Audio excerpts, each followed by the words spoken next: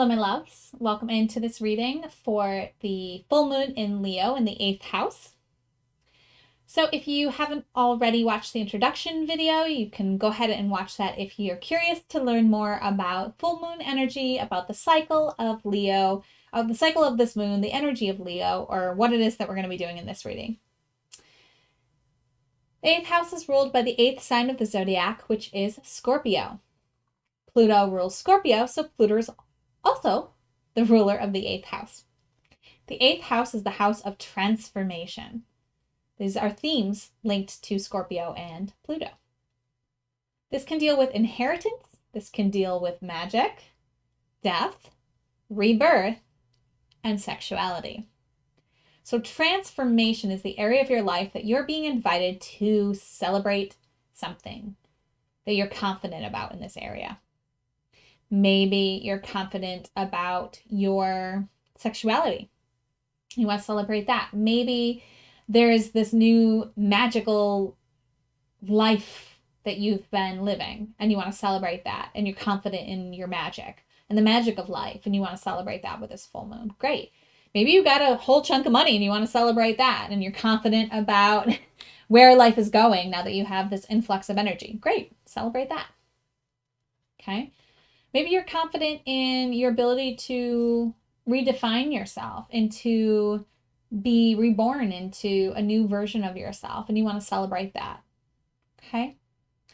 This is the area of your life that you want to find something that you're confident about, something that you want to celebrate with this full moon in Leo. Remember, full moons are always celebrations, and the full moon in Leo told me to bring you guys into not being afraid of what you're confident in, okay? Especially within the area of your life that this full moon is like giving you an extra dose of energy and support, okay? It's like, hello, I'm here.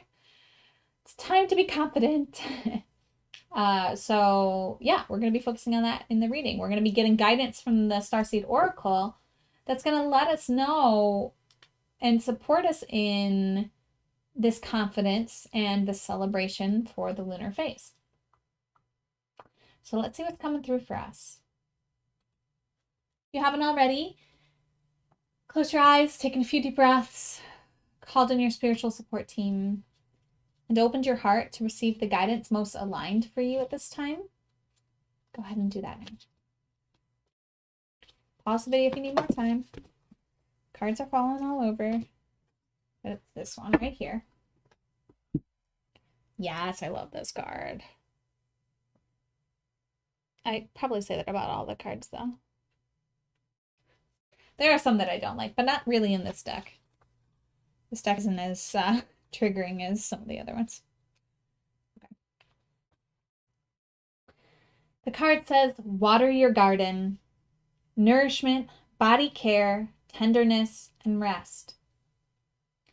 Earth is a sensual, Earth is a seasonal planet, and as such, you are a seasonal being, cyclical. You can't be on and in full bloom month after month, day after day. You're being strongly called to put on the brakes, rest, and refuel, to take a moment to restock and replenish and slow right on down. Your body is the only body you're given, and it needs to be respected as such. You're being called to take responsibility for your well-being, to put your health and your body first. I know it can feel like the time is running out, and as if there are urgent things that simply cannot wait. However, if you keep on pushing, soon fatigue will set in. This way of living isn't sustainable. If anyone continues to race through life, eventually they will reach exhaustion, and it'll take longer to recover than it would have done to just rest. Immune system disorders and mystery illnesses are becoming more common because we're putting too much pressure on our bodies to keep up with the instantaneous pace of modern life. How are you being called to put on the brakes, to rest, restore, and rejuvenate? When was the last time you took a holiday or had a full weekend, day, or afternoon off? Look after your precious body and mind. Give yourself time to recover. When you find yourself running on your reserves, there is enough time Life will bend toward you when you do. Very beautiful message here. Now, because these are general readings, it's a little bit more difficult to know how this applies to specifically what you chose to celebrate in your house of transformation. And it feels like that celebration is by like letting go, like, oh my gosh, like whatever it is that you're celebrating feels like it took a lot of energy to get to. Like it feels like a race that you were running, like a marathon. And with this full moon, you're like crossing the finish line and you just get to like,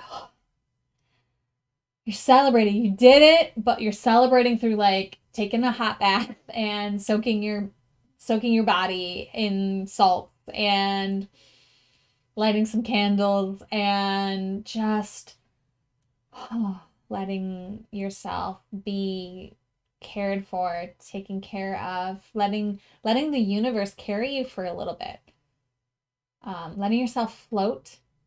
I'm very much feeling the water energy, right? Water your own garden here. And if you've had a rebirth, it's the same energy where it's like, okay, you've reinvented yourself and it took a lot of energy. Like birth takes a lot of energy, right?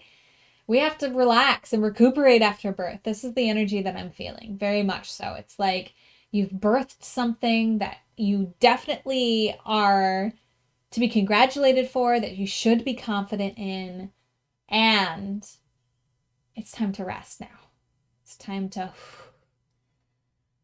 take a moment for you, for not just honoring the effort that it took to achieve this level of confidence in this area of your life, but also so that you can continue to move forward confidently. Because a lot of times what happens is we do something and we're like, yeah, we did it. And like we have to keep going after that feeling of like, yeah, I did it, right?